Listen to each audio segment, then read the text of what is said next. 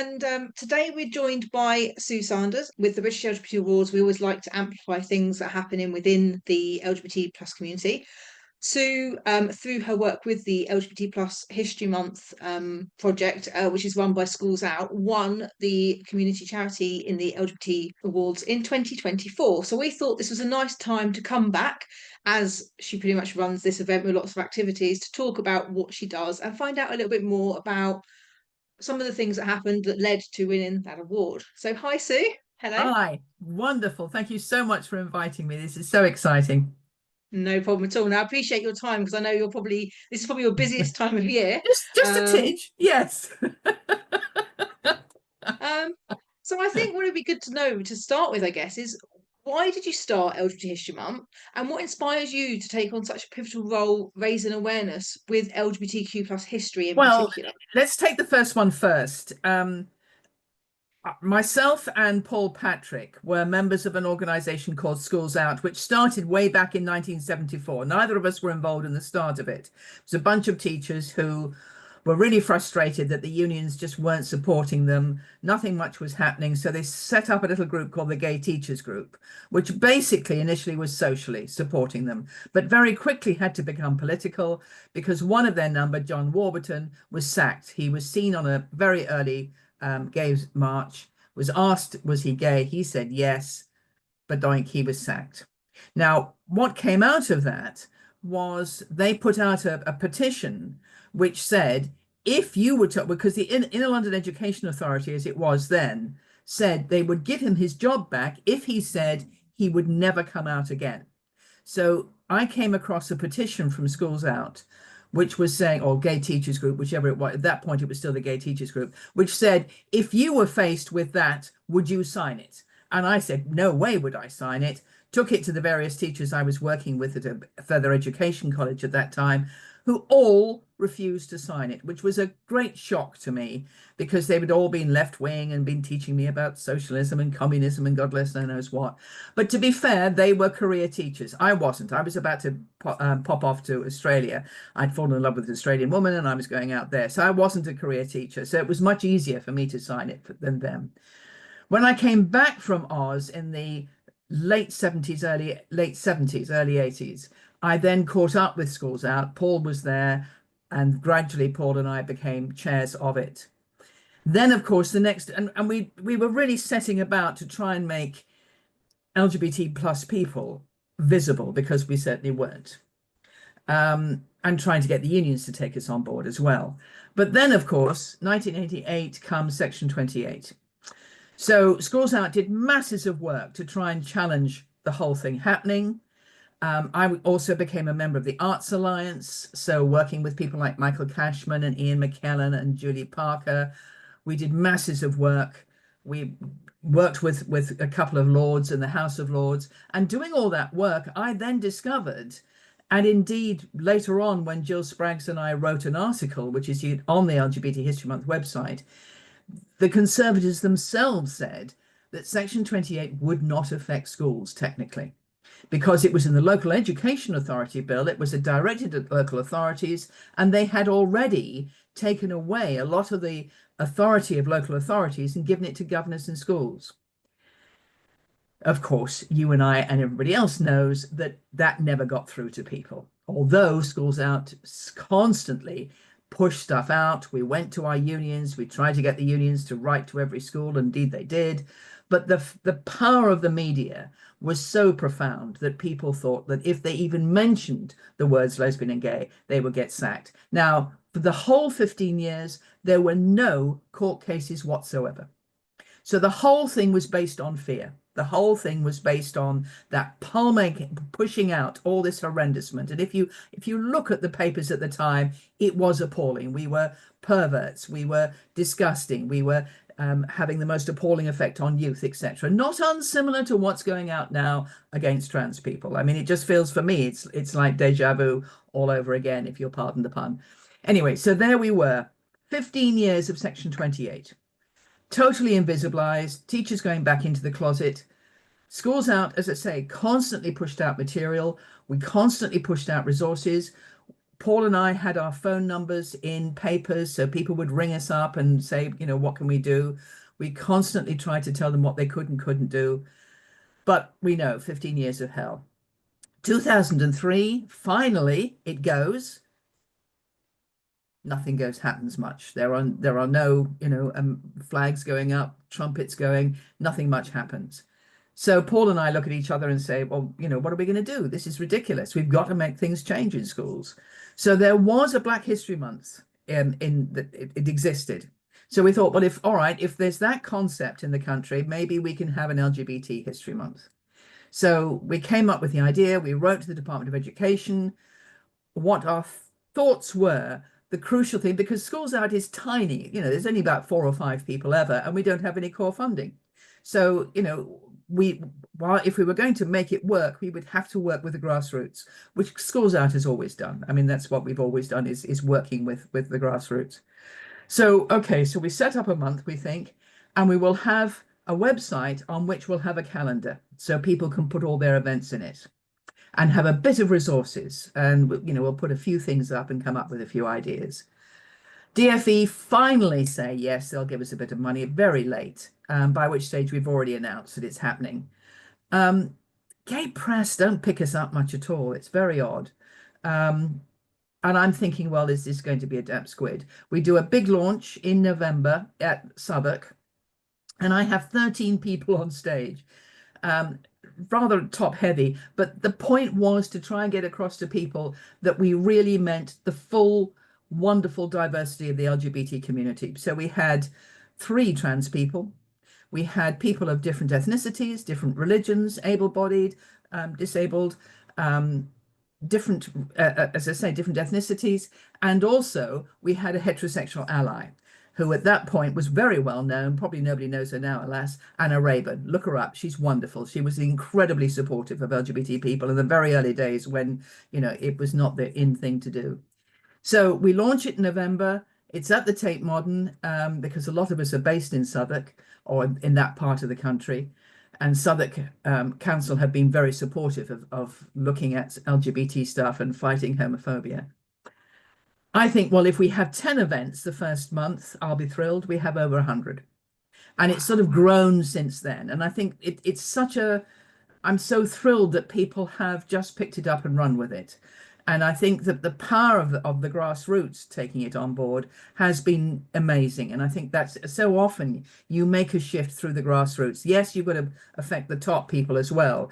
But basically, LGBT History Month has been pushing up from the front and from the bottom and constantly sort of pushing people into being more aware of things and to visibilize us, because we just had not been visible for 15 years of Section 28. And then we really challenge people and say, look, all the places that are funded by public money, we fund you. LGBT people fund you. We pay our taxes. So why aren't we there? Why aren't we recognized?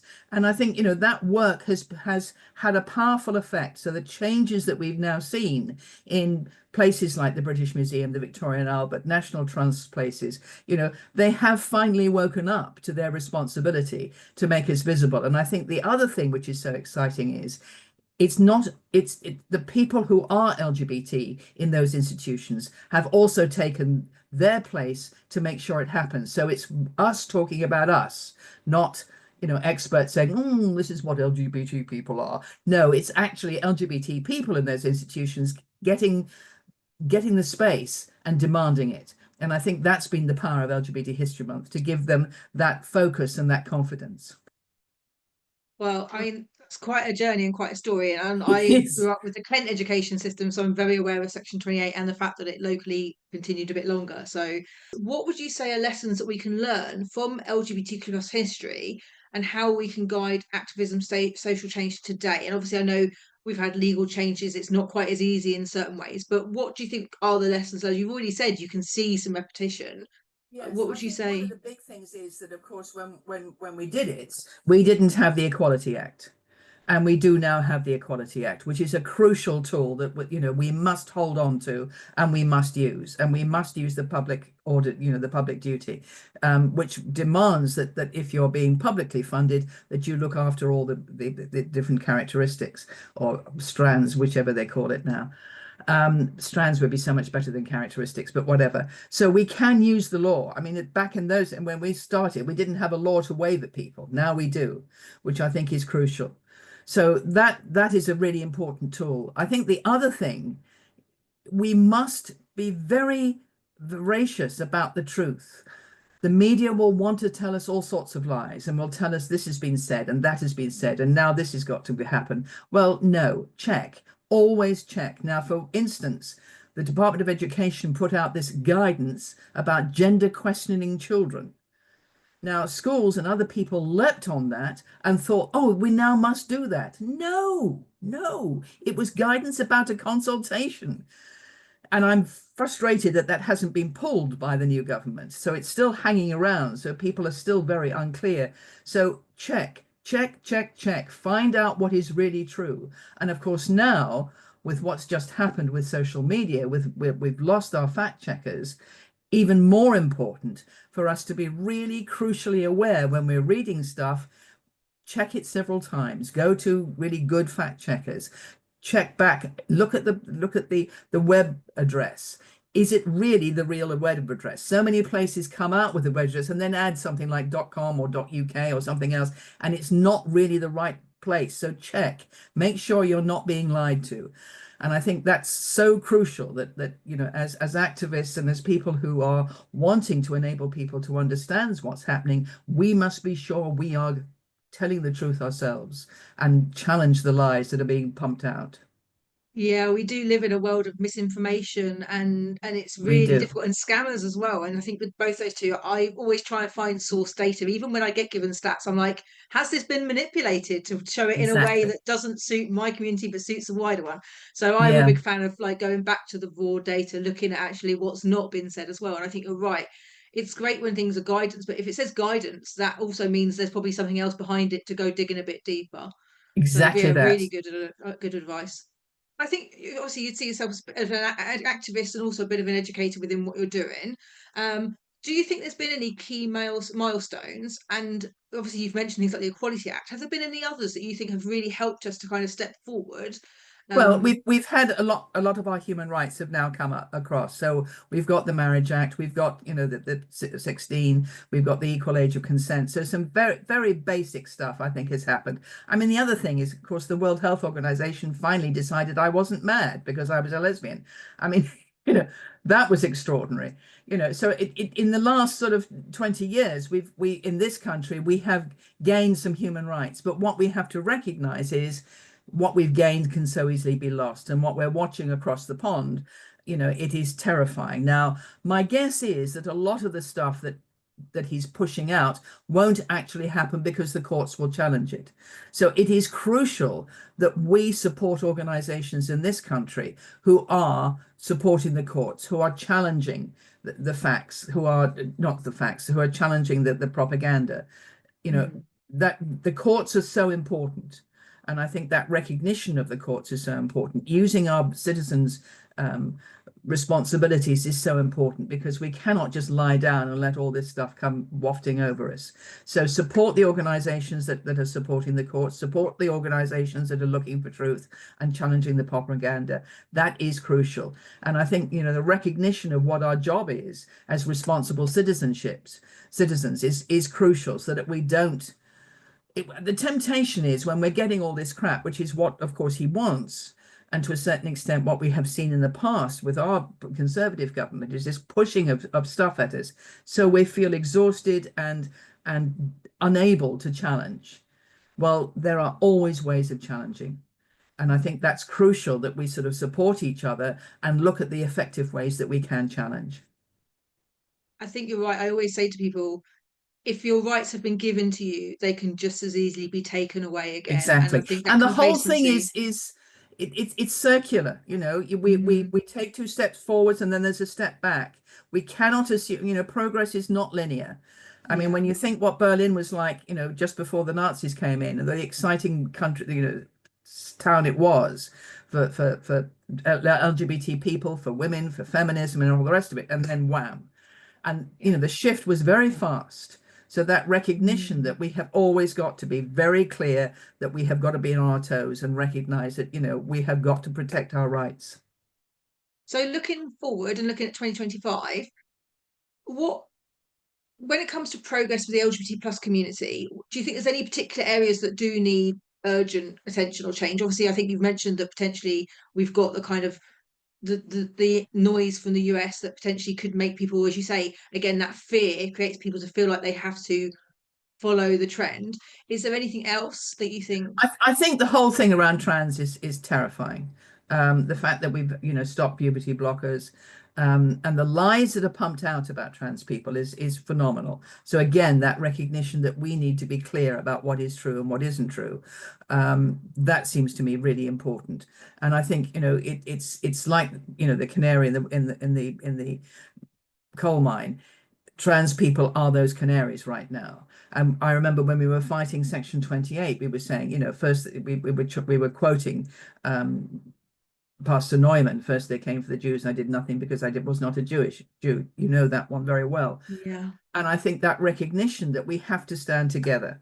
And one of the things that Schools Out has always been abundantly clear about from the word go, before that we have that wonderful word intersectionalism, was that you cannot tackle homophobia without tackling racism, ableism, misogyny, you know, the whole thing. You have got to recognize that we will stand or fall by all of us working together, all of us who are being stereotyped, who are being marginalized, who are being disenabled. We have to join hands and work together. And I think one of the things that's so exciting is that I've seen the LGBT community do that often. And one of the wonderful demonstrations of that was the support that we gave the miners. And the thing that was wonderful about that was that that was recognized, and then the whole shift in the unions and beginning to take on LGBT rights more seriously was the NUM, who said, hang on a second, why aren't we thinking more about LGBT people? So now every year we have this amazing conference of all the LGBT representatives from all the different unions. We have a 2-day conference every year to discuss LGBT rights within unions and everything else. Now, if anybody had told me that, back in the day, I would have laughed my head off because the unions were so slow in recognizing it. But we have moved. When I first started, moving again, my union, the NUT as it was in the day, to try and get them to take on board, LGBT issues, brick wall. I began to chip at it. Others began to chip at it. Now, every year we have a big conference. I will be there this February, 360 LGBT teachers together in a residential conference talking about LGBT issues and how we educate and how we support each other. Now, that's a phenomenal shift. Other unions getting there. But, for me to see the NUT move to that degree is amazing. But it's because the groundswell of people are there working and making sure it keep happen. So there's oodles of teachers after a full day's work will be a representative, will sit round, go to meetings and make sure everything happens. That's hard work, but democracy isn't easy. And it's very worrying when Gen Z is we've just seen recently that Gen Z thinks that, maybe it would be better if we had a totalitarian state and we had dictators or strong people, or we ditched democracy. We need to teach them what the implications of that really is. And Yeah. that's hard work. And I think, it's also hard to give them hope in a sense, because I think when you think what it must be like for a young person right now, looking at the potential future, they've seen their so many of their rights being eroded. They've seen economically them being disenabled, and they've been consistently lied to. I mean, the last 10 years of government have been horrific. So we have to show them there is another way, and that it is up to all of us together to work to enable that to happen. Don't put it on the, I would love to pass the torch on and say, okay, it's your turn. But, we all need to work together to actually make sure that we do have a country which is safe for all of us. Fantastic. And I think you're right. It is about kind of group efforts. And I think luckily in business now, we see a lot more of that. I think there's probably some work to do community wise. I think we're so fragmented and we don't have spaces. It's a lot harder for the community. I think, you talk about the minors. I'm a bit too young. I'm only in my 40s to have experienced that. I was a baby when kind of stuff happened. But I kind of look now and go, how could we even do that? Because we're so disconnected and we think we're connected on social media, but we're not. So it is important when you find spaces to kind of come together and try and share contact. But I think it's a difficult one. I think we've got more technology that should bring us together, but I do feel like we're in a better position business wise than We community are in a wise. But better your position events are business good for that. wise, but Yeah. we're also seeing the right wing backlash. So we have seen some Yes. companies ditch DIE, DEI rather, DEI. Yeah. not a Freudian slip there, perhaps. Um, but we're Yeah. also seeing companies grabbing it. And I think, we need to be in there and supporting the companies that are challenging the ones that are pink washing or black washing or green washing and all that crap, and enable the companies that are really taking it seriously and thinking about not only, facing outward and looking at their customers, but also facing inwards and looking how they can support their LGBT members and actually think seriously about those issues. And I think, the rise of the individual networks of LGBT networks, women's networks, black networks, disabled networks in big companies has been a massive shift. Of course, the biggie is that what we need to make sure is that they don't look to them to solve all their problems. Yeah. That we have to enable those networks to be strong enough to be able to say, look, here are some ideas, but it's your job. And I think it's that really interesting process that we have to find a way of enabling those networks. And I'm also thinking of what, schools now have these wonderful groups as well, which is very exciting. But again, it's that process of finding a way that it's there for them to have a safe space to discuss and to feel themselves before they start pushing. But they also need some really strong support up in the senior level for that to happen. If the companies or the schools are just looking to the kids to make the networks to make the changes, disaster. You have to really make the link with the power group, and you then have to look about embedding and consistency. Consistency is a big one. So often I've seen in schools, there's been a teacher there who's doing brilliant work, everything's hunky-dory, then they leave and it's gone. So it's that thinking about how do you embed the work and how do you make it consistent.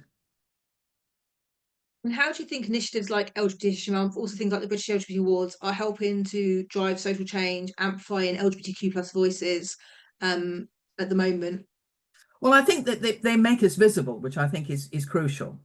I mean, the work that the awards do, I think, is phenomenal because I think it gives people confidence. It rewards people. And I think, a lot of this work is very hard. I mean, the hours that I spend tapping away on my computer, thinking about things, it's phenomenal. So to be able to go to an evening of like you enable us to be fated, I think is the word, not fetid, slightly problematic, is wonderful, and you can carry that with you and you meet lots of wonderful people who are doing great work, and you can network and you can make connections. And I think that, you were saying, what can you do? And I think that networking is fabulously important, and you can facilitate that, which is really important. And I think History Month does something similar. It enables people to find out things which they never knew before. It gives them some information about the wonderful things that LGBT people have done across the centuries, not just, now, as it were, and can give them confidence. And when you look at the events calendar, amazing things that people are doing. The creativity always makes me smile. It's just wonderful. And I think, again, there's a chance of, meeting other people.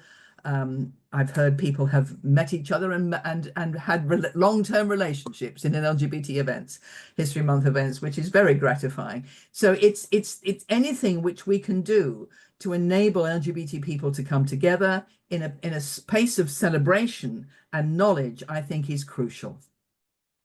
So going right back to the beginning, you mentioned events. So I know, and just so anyone who's obviously watching this, so you have an events calendar on the LGBT We History do Month indeed. site. Absolutely. So if you go to the LGBT History Month website, you can find out all the 5 people that we have chosen to represent the theme this year, which is activism and social change. Very exciting people. Octavia Hill, Ivor Cummings, Annie Kenny, Charlie Kiss, and Orlando Equano. And if you don't know about them, You can find out all about them. There are videos on the website, so you can actually see them, hear all about that. There's an events calendar, so you can see what's happening.